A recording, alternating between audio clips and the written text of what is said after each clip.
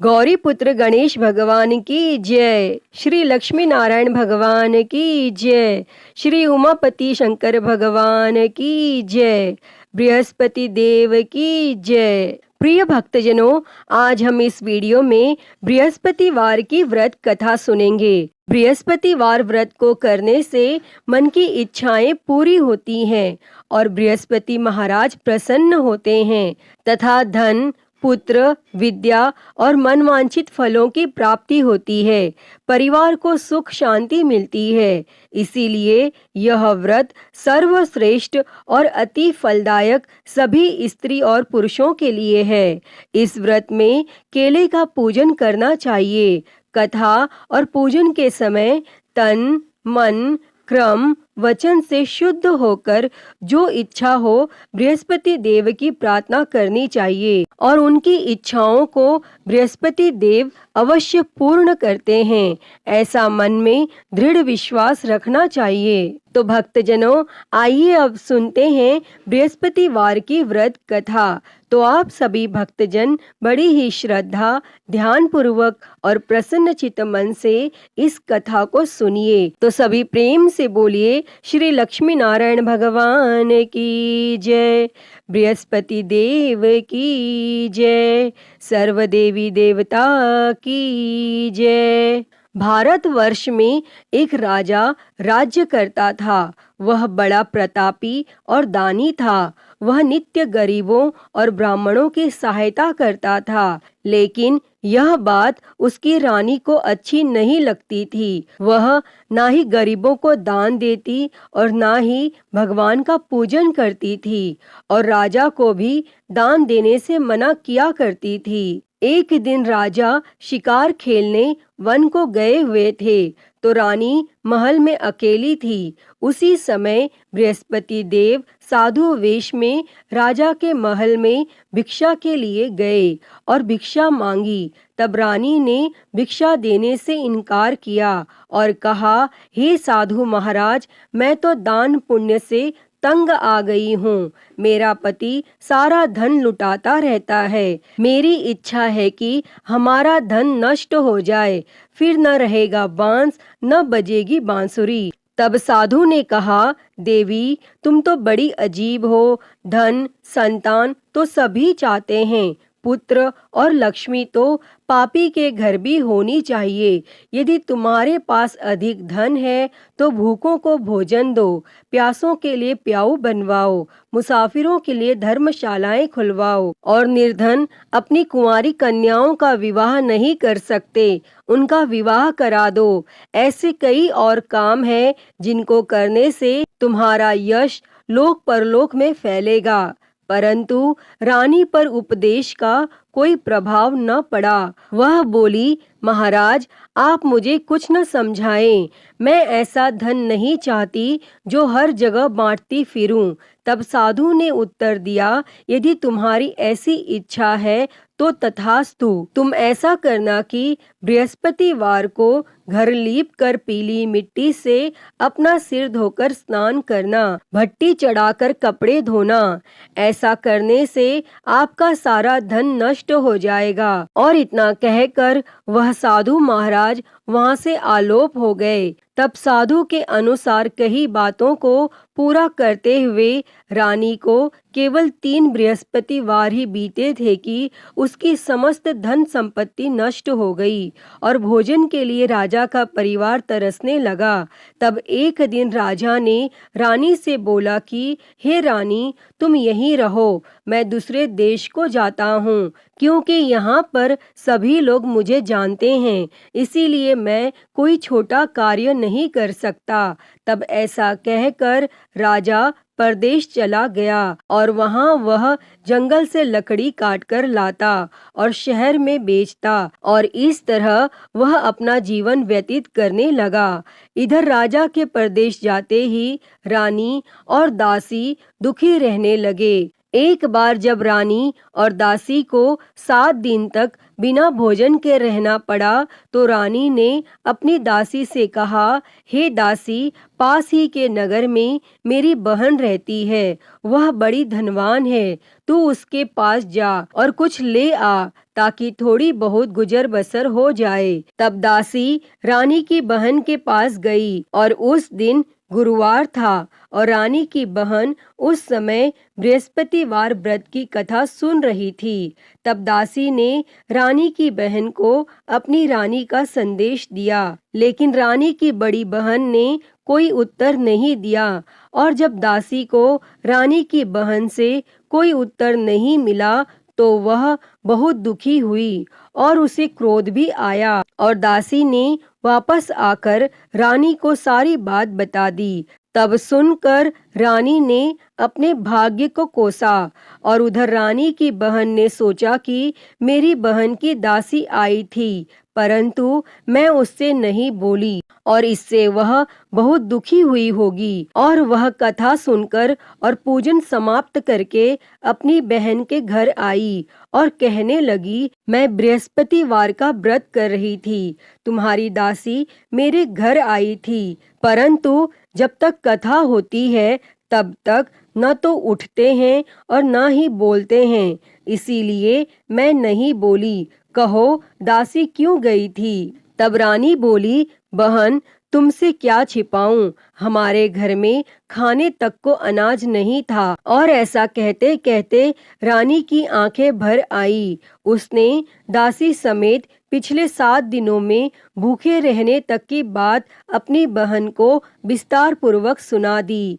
तब रानी की बहन बोली, देखो बहन, भगवान बृहस्पति देव सबकी मनोकामना को पूर्ण करते हैं। देखो शायद तुम्हारे घर में अनाज रखा हो। पहले तो रानी को विश्वास नहीं हुआ, पर बहन के आग्रह करने पर उसने अपनी दासी को अंदर भेजा तो उसे सचमुच अनाज से भरा एक घड़ा मिल गया और यह देखकर दासी को बड़ी हैरानी हुई। तब दासी रानी से कहने लगी, हे रानी, जब हमको भोजन नहीं मिलता तो हम व्रत ही तो करते हैं, इसीलिए क्यों न इनसे व्रत और कथा की विधि पूछ ली जाए ताकि हम भी व्रत कर सकें। और तब रानी ने अपनी बहन से बृहस्पतिवार व्रत के बारे में पूछा। तब उसकी बहन ने बताया, बृहस्पतिवार के व्रत में चने की दाल और मुनक्का से विष्णु भगवान का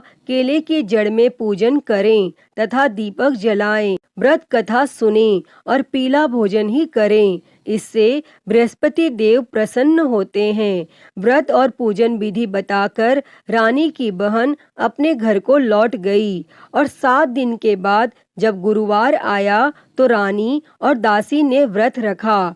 गुड़साल में जाकर चना और गुड़ लेकर आई, फिर उससे केले की जड़ तथा विष्णु भगवान का पूजन किया। और अब पीला भोजन कहाँ से आए, इस बात को लेकर दोनों बहुत दुखी थी।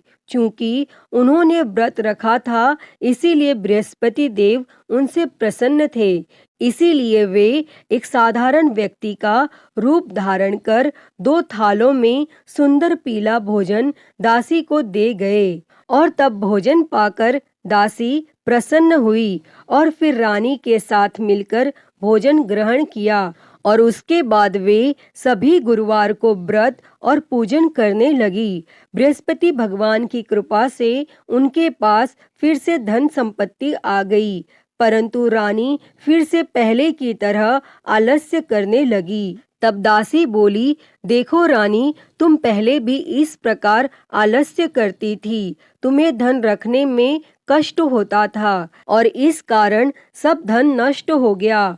और अब जब भगवान बृहस्पति की कृपा से धन मिला है तो तुम्हें फिर से आलस्य होता है। और रानी को समझाते हुए दासी कहती है कि बड़ी मुसीबतों के बाद हमने यह धन पाया है, इसीलिए हमें दान पुण्य करना चाहिए, भूखे मनुष्यों को भोजन कराना चाहिए और धन को शुभ कार्यों में खर्च करना चाहिए, जिससे तुम्हारे कुल का यश बढ़ेगा, स्वर्ग की प्राप्ति होगी और पितर प्रसन्न होंगे। और तब दासी की बात मानकर रानी अपना धन शुभ कार्यों में खर्च करने लगी, जिससे पूरे नगर में उसका यश फैलने लगा। और बृहस्पतिवार व्रत कथा के बाद श्रद्धा के साथ आरती की जानी चाहिए। इसके बाद प्रसाद बांटकर उसे ग्रहण करना चाहिए। और यहाँ एक दिन राजा दुखी होकर जंगल में एक पेड़ के नीचे आसन जमाकर बैठ गया। वह अपनी दशा को याद करके व्याकुल होने लगा और बृहस्पतिवार का दिन था। एकाएक उसने देखा कि निर्जन वन में एक साधु प्रकट हुए और वह साधु वेश में स्वयं बृहस्पति देवता थे। लकड़हारे के सामने आकर बोले, हे लकड़हारे, इस सुनसान जंगल में तू चिंता मग्न क्यों बैठा है? तब लकड़हारे ने दोनों हाथ जोड़कर प्रणाम किया और उत्तर दिया, हे महात्मा जी, आप सब कुछ जानते हैं, मैं क्या कहूँ? यह कहकर रोने लगा और साधु को अपनी आत्मकथा सुनाई। तब महात्मा जी ने कहा, तुम्हारी स्त्री ने बृहस्पतिवार के दिन बृहस्पति भगवान का निरादर किया है, जिसके कारण रुष्ट होकर उन्होंने तुम्हारी यह दशा कर दी। अब तुम चिंता को दूर करके मेरे कहने पर चलो तो तुम्हारे सब कष्ट दूर हो जाएंगे और भगवान पहले से भी अधिक संपत्ति देंगे।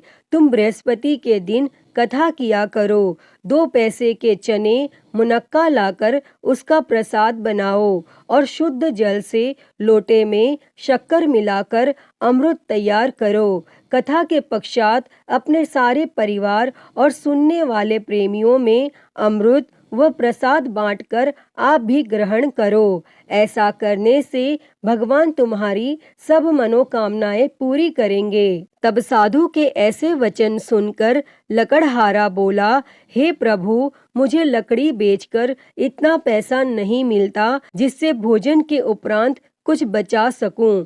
मैंने रात्रि में अपनी स्त्री को व्याकुल देखा है। मेरे पास कुछ भी नहीं जिससे मैं उसकी खबर मंगा सकूं। तब साधु ने कहा, हे लकड़हारे, तुम किसी बात की चिंता मत करो। बृहस्पति के दिन तुम रोजाना की तरह लकड़ियां लेकर शहर को जाओ। तुमको रोज से दुगना धन प्राप्त होगा, जिससे तुम भली भांति भोजन कर लोगे तथा बृहस्पति देव की पूजा का सामान भी आ जाएगा। और इतना कहकर साधु अंतर ध्यान हो गए और धीरे धीरे समय व्यतीत होने पर फिर वही बृहस्पतिवार का दिन आया और लकड़हारा जंगल से लकड़ी काटकर किसी शहर में बेचने गया। उसे उस दिन और दिन से अधिक पैसा मिला। तब राजा ने चना गुड़ आदि लाकर गुरुवार का व्रत किया और उस दिन से उसके सभी क्लेश दूर हो गए। परंतु जब दोबारा गुरुवार का दिन आया तो बृहस्पतिवार का व्रत करना वह भूल गया। इस कारण बृहस्पति भगवान नाराज हो गए और उस दिन उस नगर के राजा ने विशाल यज्ञ का आयोजन किया तथा शहर में यह घोषणा करा दी कि कोई भी मनुष्य अपने घर में भोजन न बनावे और न आग जलावे। समस्त जनता मेरे यहाँ भोजन करने आवे और इस आज्ञा को जो न मानेगा उसे फांसी की सजा दी जाएगी। और इस तरह की घोषणा संपूर्ण नगर में करवा दी गई। तब राजा की आज्ञा अनुसार शहर के सभी लोग भोजन करने गए, लेकिन लकड़हारा कुछ देर से पहुंचा, इसीलिए राजा उसको अपने साथ घर लिवा ले गए और ले जाकर भोजन करा रहे थे तो रानी की दृष्टि उस खूंटी पर पड़ी जिस पर उसका हार लटका हुआ था। वह वहां पर दिखाई नहीं दिया। तब रानी ने निश्चय किया कि मेरा हार इस मनुष्य ने चुरा लिया है और उसी समय सिपाहियों को बुलाकर उसको कारागार में डलवा दिया। और जब लकड़हारा कारागार में पड़ गया और वह बहुत दुखी होकर विचार करने लगा कि न जाने कौन से पूर्व जन्म के कर्म से मुझे यह दुख प्राप्त हुआ है, और वह उसी साधु को याद करने लगा जो कि जंगल में मिले थे। तब उसी समय तत्काल बृहस्पति देव साधु के रूप में प्रकट हुए और उसकी दशा को देखकर कहने लगे, अरे मूर्ख, तूने बृहस्पति देव की कथा नहीं करी, इस कारण तुझे दुख प्राप्त हुआ है। अब चिंता मत कर, बृहस्पतिवार के दिन कारागार के दरवाजे पर 4 पैसे पड़े मिलेंगे, उनसे तू बृहस्पति देव की पूजा करना और तेरे सभी कष्ट दूर हो जाएंगे। तब बृहस्पतिवार के दिन उसे 4 पैसे मिले। लकड़हारे ने कथा कही और उसी रात्रि को बृहस्पति देव ने उस नगर के राजा को स्वप्न में कहा, हे राजा, तुमने जिस आदमी को कारागार में बंद कर दिया है वह निर्दोष है, वह राजा है, उसे छोड़ देना, और रानी का हार उसी खूंटी पर लटका है। अगर तू ऐसा नहीं करेगा तो मैं तेरे राज्य को नष्ट कर दूंगा। और इस तरह रात्रि के स्वप्न को देखकर राजा प्रातः काल उठा और खूंटी पर हार देखकर लकड़हारे को बुलाकर क्षमा मांगी तथा लकड़हारे को योग्य सुंदर वस्त्र आभूषण देकर विदा कर दिया। और बृहस्पति देव की आज्ञा के अनुसार लकड़हारा अपने नगर को चल दिया। और जब राजा अपने नगर के निकट पहुंचा तो उससे बड़ा आश्चर्य हुआ। नगर में पहले से अधिक बाग, तालाब, कुएं तथा बहुत सी धर्मशाला, मंदिर आदि बन गई हैं। तब राजा ने पूछा, यह किसका बाग और धर्मशाला है? तब नगर के सब लोग कहने लगे, यह सब रानी और बांदी के हैं। तो राजा को आश्चर्य हुआ और गुस्सा भी आया। और जब रानी ने यह खबर सुनी कि राजा आ रहे हैं तो रानी ने बांदी से कहा कि हे दासी, देख राजा हमको कितनी बुरी हालत में छोड़ गए थे और हमारी ऐसी हालत देखकर वह लौट न जाए, इसीलिए तू दरवाजे पर खड़ी हो जा। तब आज्ञा अनुसार दासी दरवाजे पर खड़ी हो गई और राजा आए तो उन्हें अपने साथ लिवा लाई। तब राजा ने क्रोध करके अपनी रानी से पूछा कि यह धन तुम्हें कैसे प्राप्त हुआ है? तब रानी ने कहा, हमें यह सब धन बृहस्पति देव के इस व्रत के प्रभाव से प्राप्त हुआ है। और फिर राजा ने निश्चय किया कि 7 रोज बाद तो सभी बृहस्पति देव का पूजन करते हैं, परंतु मैं प्रतिदिन दिन में 3 बार कहानी तथा रोज व्रत किया करूँगा। और अब हर समय राजा के दुपट्टे में चने की दाल बंधी रहती तथा दिन में 3 बार कहानी कहता। और एक रोज राजा ने विचार किया कि चलो अपनी बहन के यहाँ हो आवे। इस तरह निश्चय कर राजा घोड़े पर सवार हो अपनी बहन के यहाँ को चलने गया। मार्ग में उसने देखा कि कुछ आदमी एक मुर्दे को लिए जा रहे हैं। उन्हें रोककर राजा ने कहा, अरे भाइयों, मेरी बृहस्पति देव की कथा सुन लो। और वे बोले, लो, हमारा तो आदमी मर गया है, इसको अपनी कथा की पड़ी है। परंतु कुछ आदमी बोले, अच्छा कहो, हम तुम्हारी कथा भी सुनेंगे। तब राजा ने दाल निकाली और जब कथा आधी हुई थी कि मुर्दा हिलने लग गया। और जब कथा समाप्त हो गई तो राम राम करके मनुष्य उठकर खड़ा हो गया। और आगे मार्ग में उसे एक किसान खेत में हल चलाता मिला। तब राजा ने उसे देखकर उससे बोले, अरे भैया, तुम मेरी बृहस्पतिवार की कथा सुन लो। तब किसान बोला, जब तक मैं तेरी कथा सुनूंगा तब तक 4 हरिया जोत लूंगा। जा अपनी कथा किसी और को सुना। इस तरह राजा आगे चलने लगा और राजा के हटते ही बैल पछाड़ खाकर गिर गया तथा किसान के पेट में बड़ी जोर का दर्द होने लगा। और उस समय उसकी माँ रोटी लेकर आई।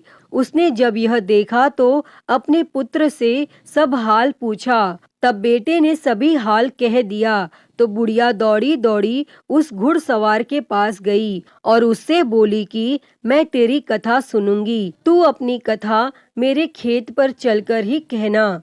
तब राजा ने बुढ़िया के खेत पर जाकर कथा कही और जिसके सुनते ही वह बैल उठ खड़ा हुआ तथा किसान के पेट का दर्द भी बंद हो गया। और राजा अपनी बहन के घर पहुंचा और बहन ने भाई की खूब मेहमानी की। दूसरे रोज प्रातः काल राजा जगा तो वह देखने लगा कि सब लोग भोजन कर रहे हैं। तब राजा ने अपनी बहन से कहा, ऐसा कोई मनुष्य है जिसने भोजन नहीं किया हो, मेरी बृहस्पतिवार की कथा सुन ले। तब बहन बोली, हे भैया, यह देश ऐसा ही है कि पहले यहाँ लोग भोजन करते हैं, बाद में अन्य काम करते हैं। अगर कोई पड़ोस में हो तो देख आऊं।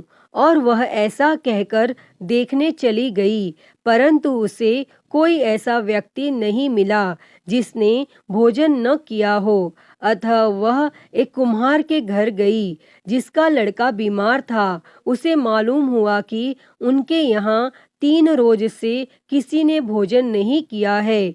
तब रानी ने अपने भाई की कथा सुनने के लिए कुम्हार से कहा और वह तैयार हो गया। तब राजा ने जाकर बृहस्पतिवार की कथा कही, जिसको सुनकर उसका लड़का ठीक हो गया और अब तो राजा की प्रशंसा होने लगी। फिर एक रोज राजा ने अपनी बहन से कहा कि हे बहन, हम अपने घर को जाएंगे, तुम भी तैयार हो जाओ। राजा की बहन ने अपनी सास से कहा। सास ने कहा, हाँ चली जा, परंतु अपने लड़कों को मत ले जाना, क्योंकि तेरे भाई की कोई औलाद नहीं है। और बहन ने अपने भैया से कहा, हे भैया, मैं तो चलूंगी, पर कोई बालक नहीं जाएगा। तब राजा बोला, जब कोई बालक नहीं चलेगा तब तुम भी क्या करोगी? और बड़े दुखी मन से राजा अपने नगर को लौट आया। और राजा ने अपनी रानी से कहा, हम निर्वंशी है, हमारा मुंह देखने का धर्म नहीं है, और फिर कुछ भोजन आदि भी नहीं किया। तब रानी बोली, हे प्रभु, बृहस्पति देव ने हमें सब कुछ दिया है, वह हमें औलाद अवश्य देंगे। और उसी रात को बृहस्पति देव ने राजा से स्वप्न में कहा, हे राजा, उठ, सभी सोच त्याग दे, तेरी रानी गर्भ से है। तब राजा को यह बात सुनकर बड़ी खुशी हुई और 9वें महीने में उसके गर्भ से एक सुंदर पुत्र पैदा हुआ।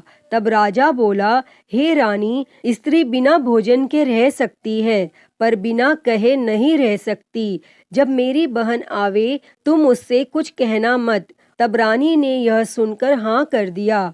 और जब राजा की बहन ने यह शुभ समाचार सुना तो वह बहुत खुश हुई और बधाई लेकर अपने भाई के यहाँ आई। तभी रानी ने कहा, घोड़ा चढ़कर तो नहीं आई, गधा चढ़ी आई। तब राजा की बहन बोली, भाभी, मैं इस प्रकार न कहती तो तुम्हें औलाद कैसे मिलती। प्रिय भक्तजनों, बृहस्पति देव ऐसे ही हैं, जैसी जिसके मन में कामनाएं हैं सभी को पूर्ण करते हैं। जो सद्भावना पूर्वक बृहस्पतिवार का व्रत करता है एवं कथा पढ़ता है अथवा सुनता है, दूसरों को सुनाता है, बृहस्पति देव उसकी सभी मनोकामना पूर्ण करते हैं। जैसी सच्ची भावना से रानी और राजा ने उनकी कथा का गुणगान किया तो उनकी सभी इच्छाएं बृहस्पति देव जी ने पूर्ण की थीं। अतः हे बृहस्पति देव जी, जैसी कृपा आपने राजा और रानी पर की, वैसी ही कृपा इस कथा को कहते, सुनते और हुंकारा भरते सभी पर करना। तो सभी प्रेम से बोलिए, बृहस्पति देव की जय, श्री लक्ष्मी नारायण भगवान की जय। तो आइए बृहस्पतिवार व्रत की एक और कथा सुनते हैं। तो सभी प्रेम से बोलिए, बृहस्पति देव की जय, भगवान विष्णु की जय। प्राचीन समय में एक ब्राह्मण रहता था। वह बहुत निर्धन था, उसकी कोई संतान नहीं थी। उसकी स्त्री बहुत मलिनता के साथ रहती थी। वह स्नान न करती, किसी देवता का पूजन न करती। इससे ब्राह्मण देवता बड़े दुखी थे। बेचारे बहुत कुछ कहते थे, किंतु उसका कुछ परिणाम न निकला। तब भगवान की कृपा से ब्राह्मण की स्त्री को कन्या रूपी रत्न पैदा हुआ। कन्या बड़ी होने पर प्रातः स्नान करके विष्णु भगवान का जाप व बृहस्पतिवार का व्रत करने लगी और अपने पूजन पाठ को समाप्त करके विद्यालय जाती तो अपनी मुट्ठी में जौ भर के ले जाती और पाठशाला के मार्ग में डालती जाती। तब ये जौ स्वर्ण के हो जाते और लौटते समय वह उनको बीन कर घर ले आती थी। और एक दिन वह बालिका सूप में उस सोने के जौ को फटक कर साफ कर रही थी। तब उसके पिता ने देख लिया और कहा, हे बेटी, सोने के जौ के लिए सोने का सूप होना चाहिए। तब दूसरे दिन बृहस्पतिवार था और इस कन्या ने व्रत रखा और बृहस्पति देव से प्रार्थना करके कहा, मैंने आपकी पूजा सच्चे मन से की हो तो मेरे लिए सोने का सूप दे दो। तब बृहस्पति देव ने उसकी प्रार्थना स्वीकार कर ली। तब रोजाना की तरह वह कन्या जौ फैलाती हुई जाने लगी और जब लौटकर जौ बीन रही थी तो बृहस्पति देव की कृपा से सोने का सूप मिला और उसे वह घर ले आई और उसमें जौ साफ करने लगी। परंतु उसकी माँ का वही ढंग रहा। एक दिन की बात है कि वह कन्या सोने के सूप में जौ साफ कर रही थी और उस समय उस शहर का राजपुत्र वहां से होकर निकला और इस कन्या के रूप और कार्य को देखकर मोहित हो गया तथा अपने घर आकर भोजन तथा जल त्याग कर उदास होकर लेट गया। और जब राजा को इस बात का पता लगा तो अपने प्रधानमंत्री के साथ उसके पास गए और बोले, हे बेटा, तुम्हें किस बात का कष्ट है? किसी ने अपमान किया है अथवा और कोई कारण हो सो कहो, मैं वही कार्य करूँगा जिससे तुम्हें प्रसन्नता होगी। और तब अपने पिता की राजकुमार ने बातें सुनी तो वह बोला, मुझे आपकी कृपा से किसी बात का दुख नहीं है, किसी ने मेरा अपमान नहीं किया है, परंतु मैं उस लड़की से विवाह करना चाहता हूँ जो सोने के सूप में जौ साफ कर रही थी। और यह सुनकर राजा आश्चर्य में पड़ा और बोला, हे बेटा, इस तरह की कन्या का पता तुम ही लगाओ, मैं उसके साथ तेरा विवाह अवश्य ही करवा दूंगा। तब राजकुमार ने उस लड़की के घर का पता बतलाया और तब मंत्री उस लड़की के घर गए और ब्राह्मण देवता को सभी हाल बतलाया। तब ब्राह्मण देवता राजकुमार के साथ अपनी कन्या का विवाह करने के लिए तैयार हो गए तथा विधि विधान के अनुसार ब्राह्मण की कन्या का विवाह राजकुमार के साथ हो गया। और कन्या के घर से जाते ही पहले की भांति उस ब्राह्मण देवता के घर में गरीबी का निवास हो गया। और एक दिन दुखी होकर ब्राह्मण देवता अपनी पुत्री के पास गए। तब बेटी ने पिता की दुखी अवस्था को देखा और अपनी माँ का हाल पूछा। तब ब्राह्मण ने सभी हाल कहा। तब कन्या ने बहुत सा धन देकर अपने पिता को विदा कर दिया और इस तरह ब्राह्मण का कुछ समय सुखपूर्वक व्यतीत हुआ। परंतु कुछ दिन बाद फिर वही हाल हो गया। ब्राह्मण फिर अपनी कन्या के यहाँ गया और सारा हाल कहा तो लड़की बोली, हे पिताजी, आप माताजी को यहाँ लिवा लाओ, मैं उसे विधि बता दूंगी जिससे गरीबी दूर हो जाएगी। तब वह ब्राह्मण देवता अपनी स्त्री को साथ लेकर पहुँचे तो वह कन्या अपनी माँ को समझाने लगी, हे माँ, तुम प्रातः काल प्रथम स्नान आदि करके विष्णु भगवान का पूजन करो तो सब दरिद्रता दूर हो जाएगी।